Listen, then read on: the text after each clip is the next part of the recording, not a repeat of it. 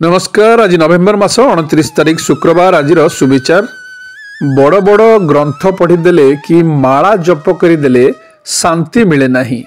प्रकृत शांति उत्तम कर्म आउ स्वच्छ विचार मिले। शब्द भी एक भोजन सदृश अटे। प्रत्येक शब्दर एक स्वाद अच्छी। कहवा पूर्व निजे चाखी नियंतु। निजको जदि भल न लगे अन्य को परसंतु नहीं।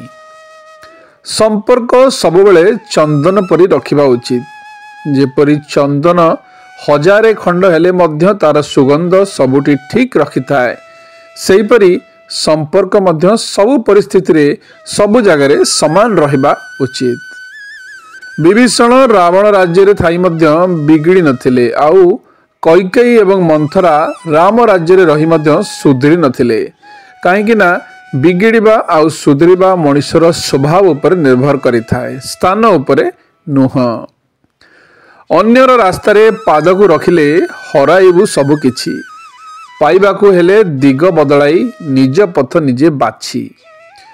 अस्थायी जीवन रे चिरस्थायी हेला मनुष्यर सुंदर व्यवहार, जहा मृत्यु परे भी समस्तंग पाखरे स्मृति होई रही जाए।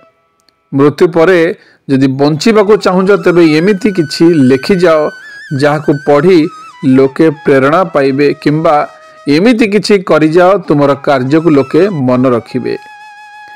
आखि पचारिला लुह को, अरे कष्ट तो मते लागुछि, तू काहेकि बारंबार चली आसुछु। हेले लुह कहिला, तू सिना अछु बोली मु अछि, तू नाही तो मु भी नाही। तेणु बंधु हेब तो आखि आउ लुह परी।